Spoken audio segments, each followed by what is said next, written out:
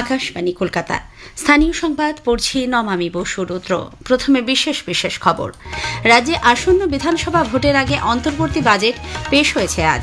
সরকার আগামী আর্থিক বছরের প্রথম 4 মাসের জন্য 62,70,00,000 টাকার ঘাটতি বাজেট পেশ করেছে। লক্ষ্মীর ভাণ্ডারে আর্থিক পরিমাণ 500 টাকা বাড়ানো হয়েছে। সরকারি কর্মীদের ডিএ 4% বাড়ানোর প্রস্তাব। একই সঙ্গে 1,000 টাকা করে ভাতা বাড়ছে আশাকর্মী, প্যারা টিচার, সিভিক ভলান্টিয়ারদের। গিগ কর্মীদের আনা হচ্ছে সামাজিক সুরক্ষার আওতায়।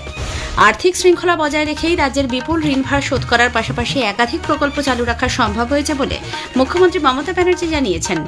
বিজেপি সহ অন্যান্য বিরোধী রাজনৈতিক দলগুলি এই বাজেটকে দিশাহীন ও জনস্বার্থ বিরোধী বলে উল্লেখ করেছে।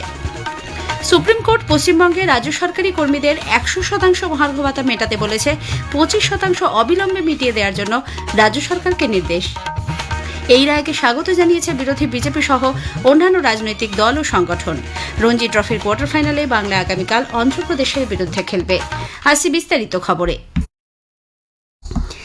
রাজ্যে আসন্ন বিধানসভা ভোটের আগে বিভিন্ন সামাজিক সুরক্ষামূলক প্রকল্পে জোর দিয়ে রাজ্য সরকার আগামী আর্থিক বছরের প্রথম 4 মাসের জন্য 62,70,00,000 টাকার ঘাটতি বাজেট পেশ করেছে।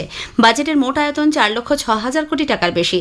অন্তর্বর্তী এই বাজেটে নতুন সামাজিক সুরক্ষা প্রকল্পের ঘোষণা, বর্তমান প্রকল্পগুলির সুবিধা সম্প্রসারণ সহ একাধিক ঘোষণা করেছেন অর্থমন্ত্রী চন্দ্রিমা ভট্টাচার্য।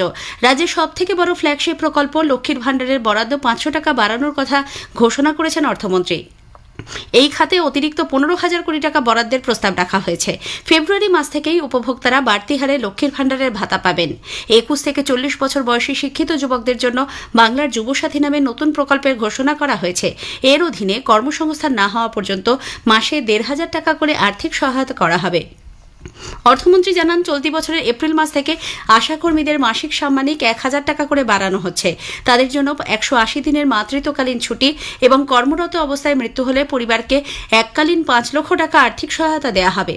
একই সুবিধা পাবেন অঙ্গনওয়াড়ি কর্মী ও সহায়ক, শিক্ষাক্ষেত্রে যুক্ত প্যারা টিচার, শিক্ষাবন্ধুর সহায়ক সহায়িকা, সম্প্রসারক, স্পেশাল এডুকেটর ও management staff, civic volunteer, village police ও গ্রিন পুলিশরা। এজন্য অঙ্গনওয়াড়ি খাতে 250 কোটি, প্যারা টিচারদের সহায়তায় 110 কোটি এবং সিভিক ভলান্টিয়ারদের জন্য 150 কোটি টাকার প্রস্তাব করা হয়েছে আজকের অন্তর্বর্তী বাজেটে। গিগ কর্মীদের বিষয়ে অর্থমন্ত্রী জানান, স্বাস্থ্যসাথী সহ সরকারি সামাজিক সুরক্ষা প্রকল্পে তাদের অন্তর্ভুক্ত করা হবে। কর্মশ্রী, বর্তমানে মহাত্মাশ্রী নামে পরিচিত প্রকল্পে জব কার্ডধারীদের বছরে ন্যূনতম 100 দিনের কাজ নিশ্চিত করতে 2,000 কোটি টাকা বরাদ্দের প্রস্তাব রাখা হয়েছে। কৃষক বন্ধু নতুন প্রকল্পের আওতায় ক্ষেত মজুরদের বছরে 4,000 টাকা আর্থিক অনুদান দেওয়ার প্রস্তাব আনা হয়েছে।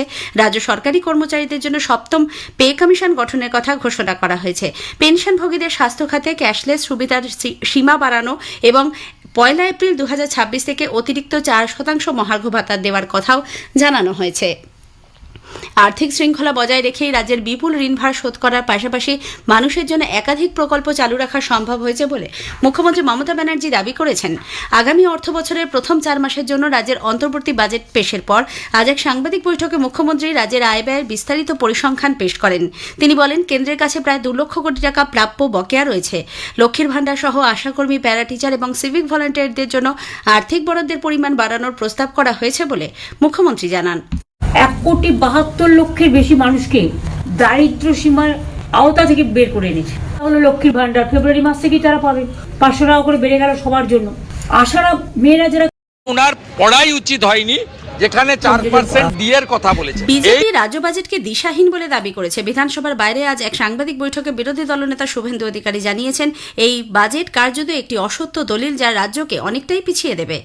সুপ্রিম কোর্টের অর্ডার পাওয়ার পরে ওই পোরশনটা উনার পড়াই উচিত হয়নি, যেখানে 4% ডিএর কথা বলেছে। এই বাজেটে এই রাজ্যের রাজস্ব বৃদ্ধির কোনো পরিকল্পনা নেই, বেকার বিরোধী বাজেট, চাকরির কোনো লক্ষ্যমাত্রা নেই এবং কন্ট্রাকচুয়াল লোকেরা তাদের জন্য কোনো সুনির্দিষ্ট প্রতিশ্রুতি নেই।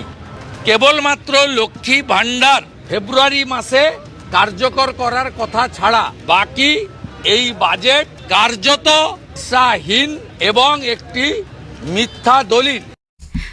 প্রদেশ কংগ্রেসের মুখপাত্র সৌমাইজ রায় এই বাজেটকে ভোটমুখী বাজেট বলে মন্তব্য করেন। সিপিআইএম কেন্দ্রীয় কমিটির সদস্য সুজন চক্রবর্তী বলেছেন, শুধুমাত্র ভোট পাওয়ার জন্য এই বাজেটে কিছু দায়হীন প্রস্তাব করা হয়েছে। বাজেট তো না, ভোট অন অ্যাকাউন্ট, তাহলে বাজেটের মতন করে ভোটের জন্য যখন যেখানে যেমন খুশি সব বলে গেছেন, ইমপ্লিমেন্ট করার দায় ওনার। ধন্যবাদ জানিয়ে আনা প্রস্তাবের ওপর আলোচনার বরাদ্দ সময়সীমা নিয়ে শুরু হয় শাসক বিরোধী চাপানুতর। বিরোধী দলনেতা শুভেন্দু অধিকারী বক্তব্য রাখতে উঠে কার্য উপদেষ্টা কমিটির সিদ্ধান্ত বদলের প্রসঙ্গ তোলেন। তার দাবি, এখানে বিরোধীদের সম্পূর্ণ অন্ধকারে রেখে একতরফাভাবে বিধানসভার কর্মসূচি ঠিক করে নিচ্ছে সরকার পক্ষ। অধ্যক্ষ পাল্টা জানান, কার্য উপদেষ্টা কমিটির বৈঠকে বিরোধী সদস্যরা উপস্থিত থাকেন না, সে কারণেই সিদ্ধান্ত নিয়ে আলোচনারও সুযোগ থাকে না। অন্যদিকে এসআইআর প্রক্রিয়া নিন্দা করে বিধানসভায় আনা প্রস্তাবের ওপর আলোচনা সম্ভব হচ্ছে না বলেও জানিয়েছেন অধ্যক্ষ। পরিবর্তিত পরিস্থিতিতে ফের একবার বদল করা হয়েছে চলতি অধিবেশনের সূচি। সোমবারের পরিবর্তে শনিবার 7ই ফেব্রুয়ারি অন্তর্বর্তী বাজেট অধিবেশনের সমাপ্তি হবে বলে কার্য উপদেষ্টা কমিটির বৈঠকে সিদ্ধান্ত নেওয়া হয়েছে। অভিরূপ ভট্টাচার্য, আকাশবাণী সংবাদ, কলকাতা। আজকের প্রসঙ্গ অনুষ্ঠানে এবারের বিষয় প্রগতি। আজ শুনবেন পশ্চিমবঙ্গের জলপথ উন্নয়নে কেন্দ্রীয় সরকারের বিভিন্ন উদ্যোগ নিয়ে বিশেষ আলোচনা। কলকাতা শ্যামাপ্রসাদ মুখার্জি বন্দরের চিফ ইঞ্জিনিয়ার শান্তনু মিত্রের সঙ্গে কথা বলেছেন দিব্য দে। আজ শুনবেন দ্বিতীয় তথা শেষ পর্ব। আকাশবাণী সংবাদ বিভাগ প্রযোজিত অনুষ্ঠানটি শোনা যাবে এই স্থানীয় সংবাদের ঠিক পরেই গীতাঞ্জলি, ডিটিএইচ বাংলা এবং আকাশবাণী সংবাদ কলকাতা সোশ্যাল মিডিয়া প্ল্যাটফর্মে। স্থানীয় সংবাদ শুনছেন আকাশবাণী কলকাতা কেন্দ্র থেকে। এখন বিজ্ঞাপন। সবের সমান জায়গা আছে, ভালোবাসা হার মানে না চোখ রাঙানির কাছে। বাংলা বিবেক এই ভারতের বাংলা সবার ঠাই, গৌরবেশের মুকুট পড়ায় ঘৃণার বুকে চাই। ঝগড়া করিস পরে আগে নিজের মাটি সামলা, যতই করো হামলা আবার জিতবে বাংলা, যতই করো হামলা আবার জিতবে বাংলা, যতই করো হামলা আবার জিতবে বাংলা।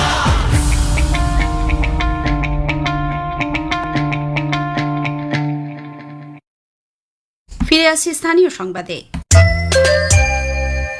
সুপ্রিম কোর্ট পশ্চিমবঙ্গের রাজ্য সরকারি কর্মীদের 100% মহার্ঘ ভাতা মেটাতে বলেছে। 25% অবিলম্বে মিটিয়ে দেওয়ার জন্য রাজ্য সরকারকে নির্দেশ দেওয়া হয়েছে। রাজ্যকে আদর্শ নিয়োগকর্তা বা মডেল এমপ্লয়ারের মতো আচরণ করা ও কর্মচারীদের প্রতি ন্যায় বিচারের পরামর্শ দিয়েছে শীর্ষ আদালত। রাজ্য সরকার কিভাবে বকেয়া মহার্ঘ ভাতা মেটাবে তা ঠিক করতে 4 সদস্যের একটি কমিটি গঠন করা হবে। এই কমিটিতে সুপ্রিম কোর্টের প্রাক্তন বিচারপতি ইন্দু মালহোত্রা, বিচারপতি তিলক সিং চৌহান, বিচারপতি গৌতম মাঘরিয়া এবং একজন সদস্য থাকবেন। 6ই মার্চের মধ্যে নবগঠিত কমিটিকে মোট বকেয়া টাকার পরিমাণ এবং কবে কত টাকা দেয়া হবে তা চূড়ান্ত করতে হবে। 15ই এপ্রিল মামলার পরবর্তী শুনানি। বকেয়া মহার্ঘ ভাতা নিয়ে রাজ্য সরকার এখনও সুপ্রিম কোর্টের রায়ের কাগজ হাতে পায়নি বলে মুখ্যমন্ত্রী মমতা ব্যানার্জি জানিয়েছেন।